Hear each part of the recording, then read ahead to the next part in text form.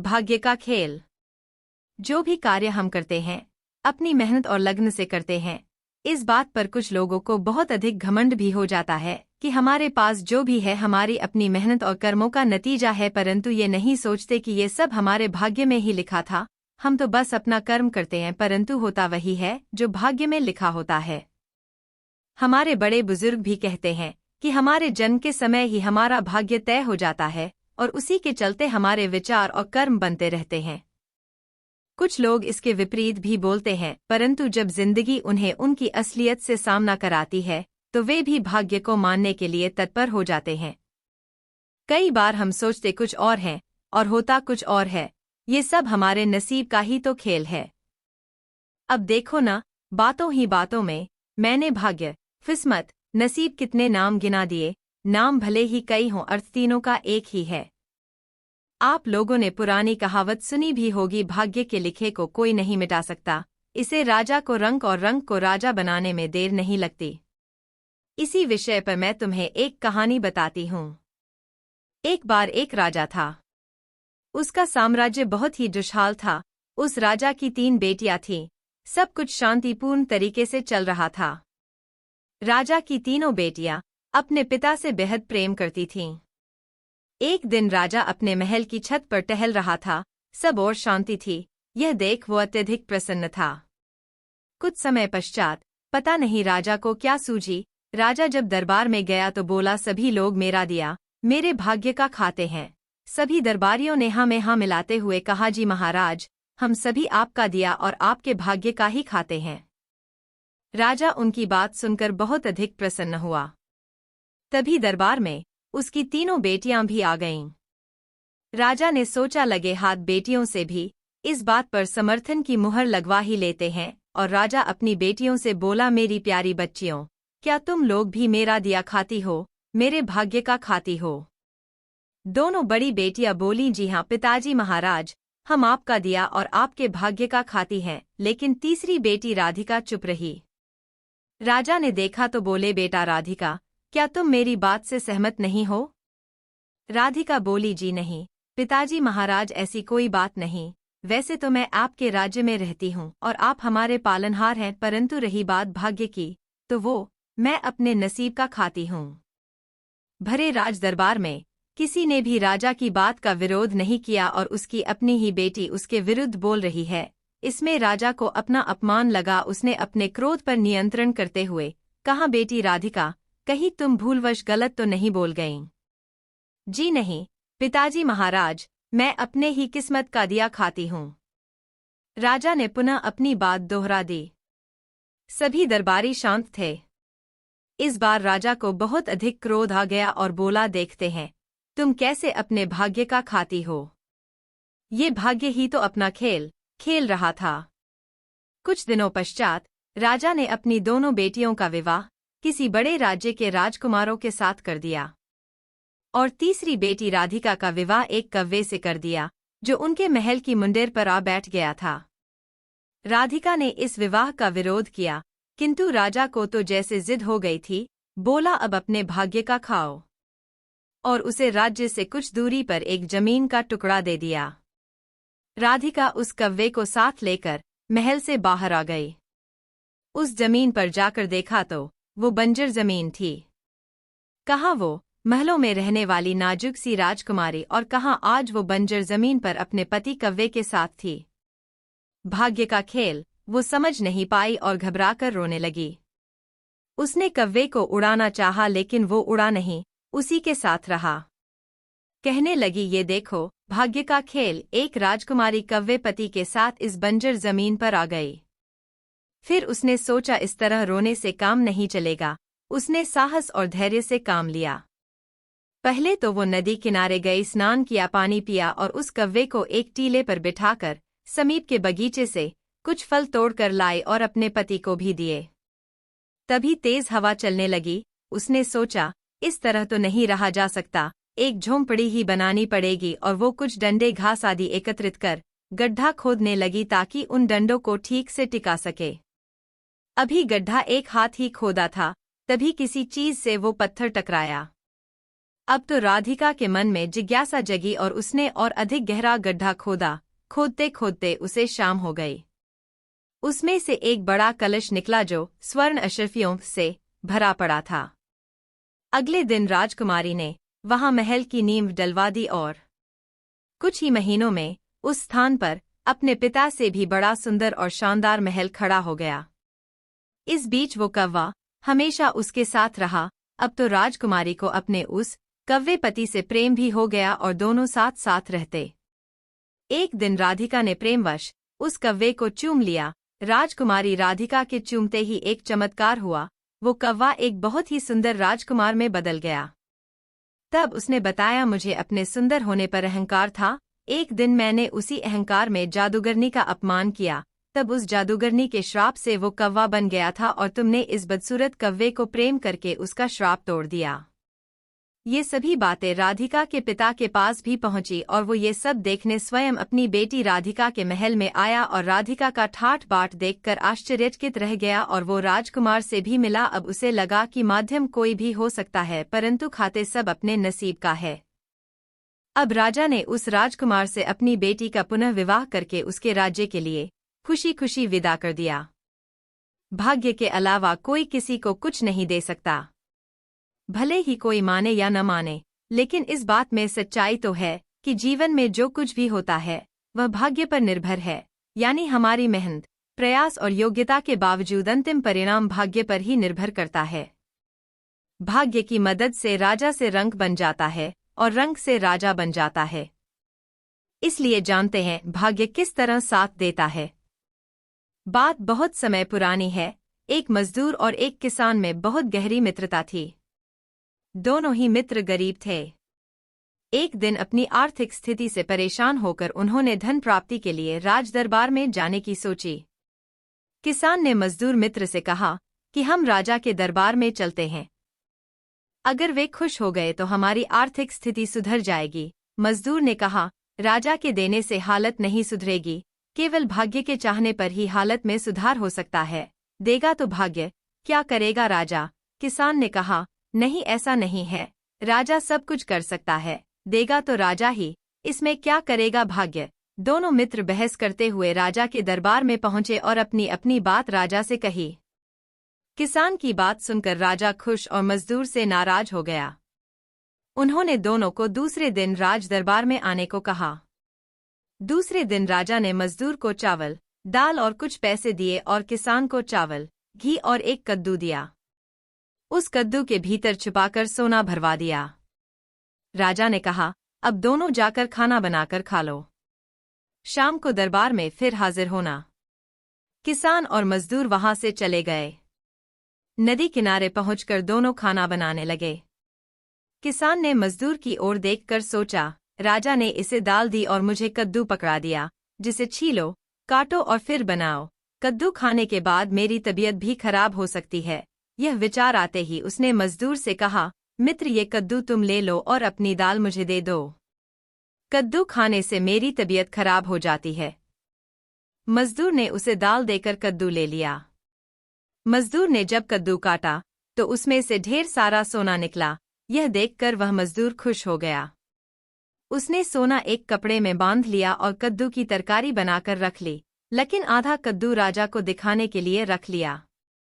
शाम को दोनों जब राजा के दरबार में पहुंचे तो राजा ने किसान की ओर देखा, लेकिन उस किसान के चेहरे पर कोई खुशी नहीं थी। यह देखकर राजा आश्चर्य में पड़ गया। राजा कुछ कहता इससे पहले मजदूर ने कद्दू का आधा हिस्सा राजा के सामने रख दिया। राजा ने किसान की ओर देखा और पूछा, कद्दू तो मैंने तुम्हें दिया था? किसान ने कहा, हाँ, लेकिन मैंने उससे दाल ले ली और अपना कद्दू उसे दे दिया।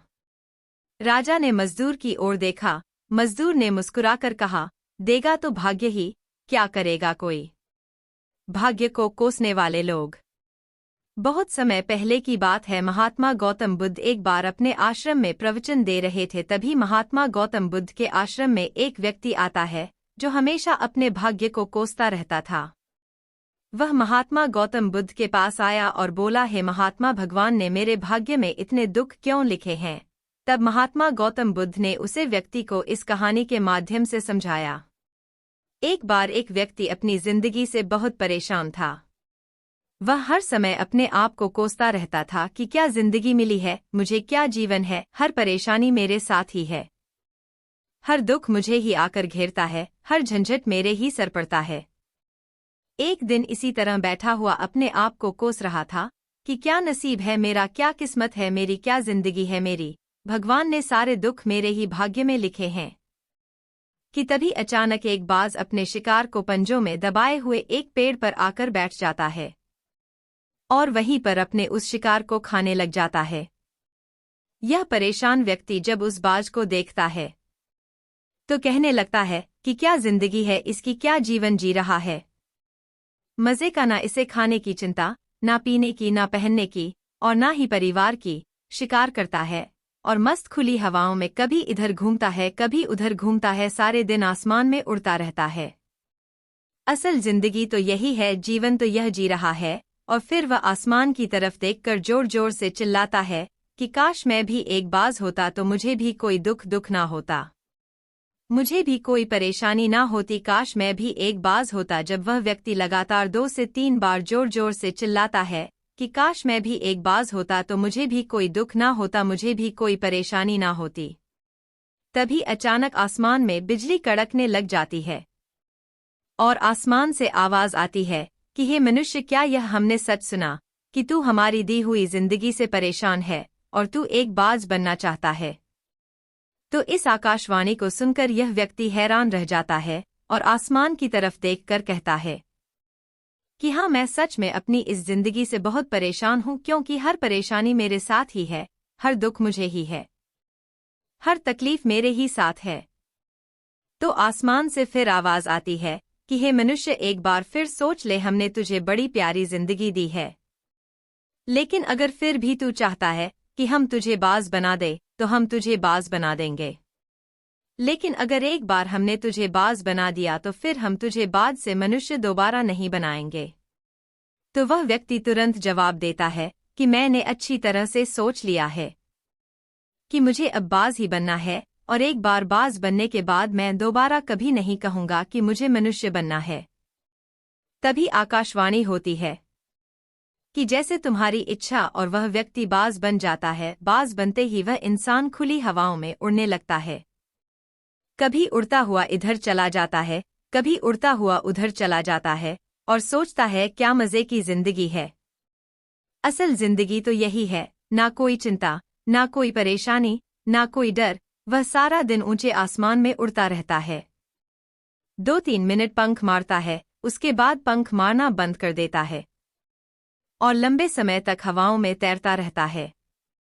इसी तरह हवाओं में तैरते हुए शाम का समय नजदीक आ जाता है तो वह सोचता है कि मेरे पास रहने का एक ठिकाना भी होना चाहिए, मेरा अपना एक घर होना चाहिए जहां मैं रात में आराम कर सकूं। तो यह सोचकर वह छोटी छोटी लकड़ियां इकट्ठा करने लग जाता है और एक ऊंचे पेड़ पर अपना घोंसला बनाने लग जाता है।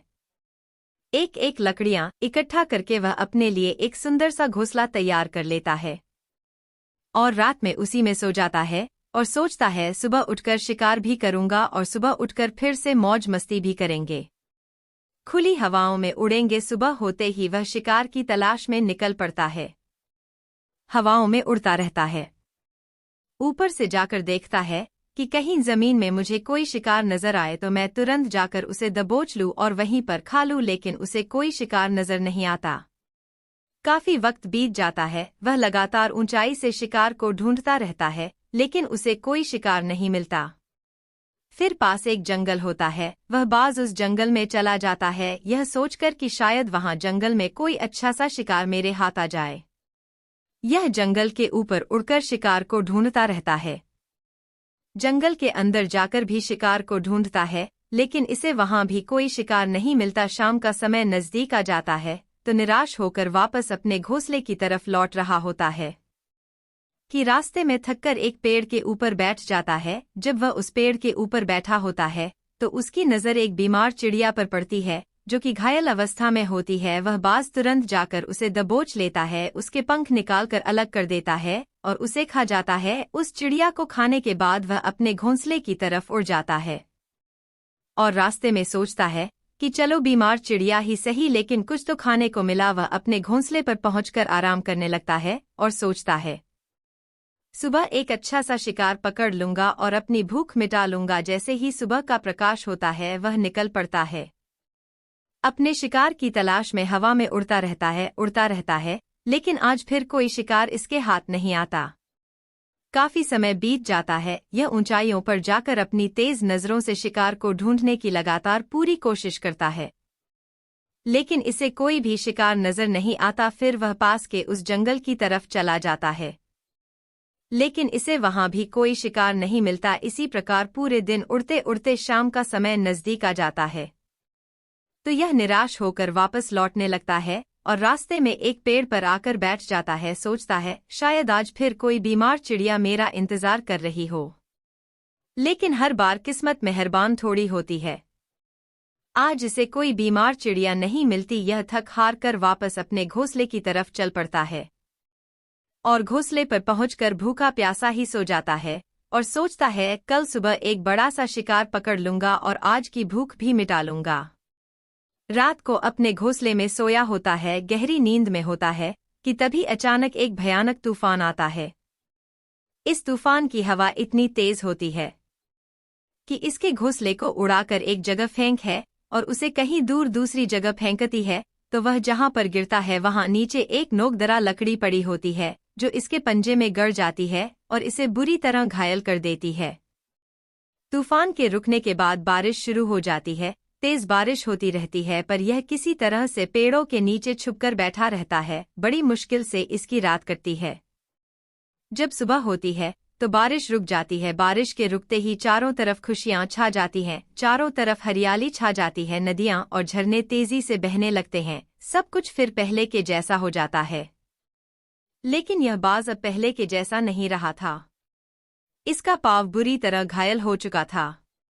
इसके पंजे में जो लकड़ी लगी थी उसकी वजह से इसका पंजा बुरी तरह छत बिछत हो जाता है। और मैं आपको बता दूं कि बाज का जो पंजा होता है वह उसके शिकार को पकड़ने के लिए सबसे जरूरी होता है, क्योंकि बाज अपने पंजों से ही अपने शिकार को पकड़ता है, दबोच होता है और फिर अपनी चोंच के माध्यम से नोच नोच कर खाता है।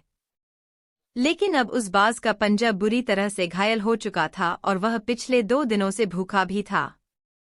वह शिकार की खोज में थोड़ा सा उड़ता है कि शायद फिर कहीं कोई बीमार चिड़िया इसे मिल जाए, लेकिन कहाँ बार बार कोई बीमार चिड़िया मिलने वाली नहीं थी। वह कुछ देर तक उड़ता है, लेकिन फिर भूख और दर्द के मारे थक कर एक पेड़ पर आकर बैठ जाता है। वह पेड़ पर आकर बैठ तो जाता है, लेकिन उसे पता नहीं था कि यहाँ एक और मुसीबत उसका इंतजार कर रही है। और वह मुसीबत यह थी कि 8-10 कौओं का एक झुंड मिलकर इसे परेशान करने लग जाते हैं। इसके ऊपर आकर इसके घाव में चोंच मारने लग जाते हैं। उन्हें भी पता चल जाता है कि यह बाज घायल है और भूख की वजह से कमजोर भी है। यह बाज उन कौवों से बचने के लिए थोड़ा सा उड़ता है और फिर जाकर बैठ जाता है। उनसे पीछा छुड़ाने का प्रयास करता है, लेकिन वह फिर इसके पीछे आ जाते हैं। तो यह फिर उड़कर थोड़ी दूर चला जाता है, लेकिन वह इसका पीछा नहीं छोड़ते और बार बार इसके पास आकर इसे परेशान करते हैं। कौवे अक्सर बाज के साथ ऐसा करते हैं, लेकिन फिर बाज भी उनके साथ एक खेल खेलता है। जब कौओं का झुंड बाज को परेशान करता है और उनका पीछा नहीं छोड़ता तो बाज हवा में सीधी उड़ान भरने लग जाता है।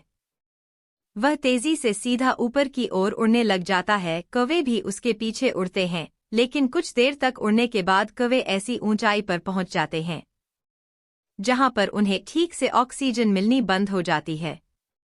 उनका दम घुटने लग जाता है, उनकी सांस रुकने लग जाती है। तो फिर वह वहां से ऊपर नहीं जा पाते, परंतु क्योंकि बाज तो बादलों से भी ऊपर उड़ सकता है, इसीलिए वह तो ऊपर चला जाता है। लेकिन कौवे वहां से ऊपर नहीं जा पाते और वो नीचे आने लगते हैं। तो इस तरीके से वह बाज उन कौवों से अपना पीछा छुड़ा लेता है। लेकिन ऐसा करने के लिए, इतनी ऊंची उड़ान भरने के लिए इस बाज के पास उतनी ताकत नहीं थी, क्योंकि यह भूखा भी था और घायल भी था। तो यह उड़ता और थोड़ी सी दूर जाकर बैठ जाता और कौवे फिर आकर इसे परेशान करने लग जाते। इसी तरह भूख और घायल हालत में एक दिन गुजर जाता है, दूसरा दिन गुजर जाता है, तीसरा दिन गुजर जाता है, लेकिन इस बाज की हालत में कोई सुधार नहीं हो रहा था। उसके हालात बद से बदतर होते जा रहे थे। चौथे दिन जब यह बिल्कुल खत्म होने पर आ जाता है, इसके अंदर बिल्कुल ताकत नहीं बचती और इसका शरीर इसका साथ छोड़ने लगता है। तो यह किसी तरीके से उड़कर पास ही मनुष्यों की एक अस्पताल होती है, उसकी छत पर आकर बैठ जाता है और वहां से आने जाने वाले मरीजों को देखता है और अपने आप से कहता है कि काश आज मैं एक मनुष्य होता तो ऐसे छोटे मोटे जख्मों का अस्पताल से इलाज करवा लेता या किसी को बता देता कि मैं भूखा हूं, परेशान हूं, मेरे साथ यह परेशानी है। लेकिन आज मैं एक ऐसा बेजुबान परिंदा हूं जो किसी से कुछ नहीं कह सकता, किसी को अपना दुख नहीं बता सकता, किसी से कोई मदद नहीं मांग सकता। यही बात सोचकर वह उसी छत पे बैठा अपना दम तोड़ देता है। वह अपनी जान की कुर्बानी तो दे जाता है, लेकिन साथ ही साथ हमें यह सीख भी दे जाता है कि आपको जैसा ईश्वर ने बनाया गया है, आप जैसे भी हो उसी में खुश रहो और उसी में बेहतर करने की कोशिश करते रहो, ना कि इस बात से परेशान रहो कि काश मैं ऐसा होता, काश मैं वैसा होता, काश मैं यह बन जाऊं। आपको जैसा भी बनाया गया है, आप उसी में अपना सर्वश्रेष्ठ करने का प्रयास करते रहो। महात्मा गौतम बुद्ध की शिक्षा हमें जीवन का एक बहुत ही महत्वपूर्ण नियम सिखाकर जाती है कि हम जैसे भी हैं अच्छे हैं, बस हमें उसी में अपना सर्वश्रेष्ठ करने का प्रयास करते रहना चाहिए। और जो हमें भगवान ने दिया है उसके लिए हमेशा भगवान का धन्यवाद करते रहना चाहिए।